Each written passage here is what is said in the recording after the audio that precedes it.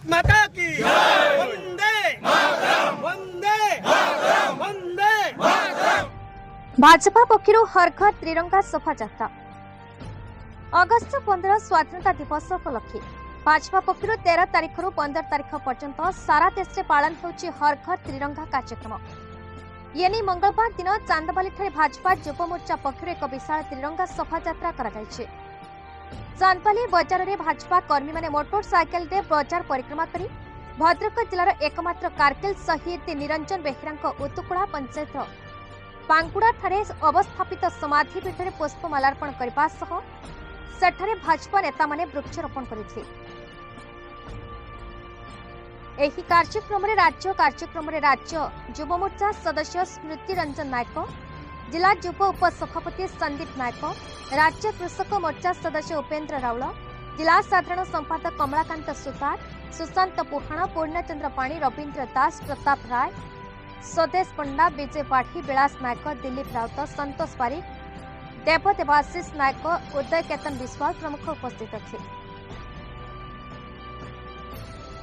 एटा party निष्पत्ति Bharatiya Janata party केंद्रीय निष्पत्ति अनुसार सारा भारत वर्ष आपणकर 13 रु 15 हर घर तिरंगा कार्यक्रम अनुष्ठित होटा तार गोटे पार्ट तिरंगा यात्रा। तेणु चांदबाली ब्लॉक रे युव मोर्चा नेतृत्व में ये कार्यक्रम ये हूँ विपुल उत्साह युवक मान भर अच्छी। भद्रक जिलार एकमात्र शहीद कारगिल शहीद होउछन निरंजन बेहेरा। तेणु आम से काली मंदिर बन्नाड़ी तिरंगा शोभा यात्रा युव मोर्चा नेतृत्व में नहीं आसिलु और शहीद स्मृति पीठ में आम माल्यार्पण कलु।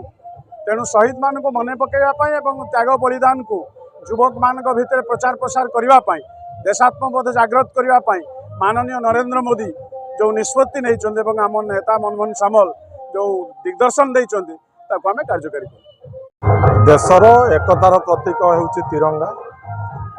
हर घर तिरंगा जो कार्यक्रम भारतर प्रधानमंत्री, ओडिशार मुख्यमंत्री एवं पार्टीर निर्देश भारतीय जनता युव मोर्चा प्रत्येक निर्वाचन मंडली एवं प्रत्येक जिले में तत्वावधान हर घर तिरंगा सहित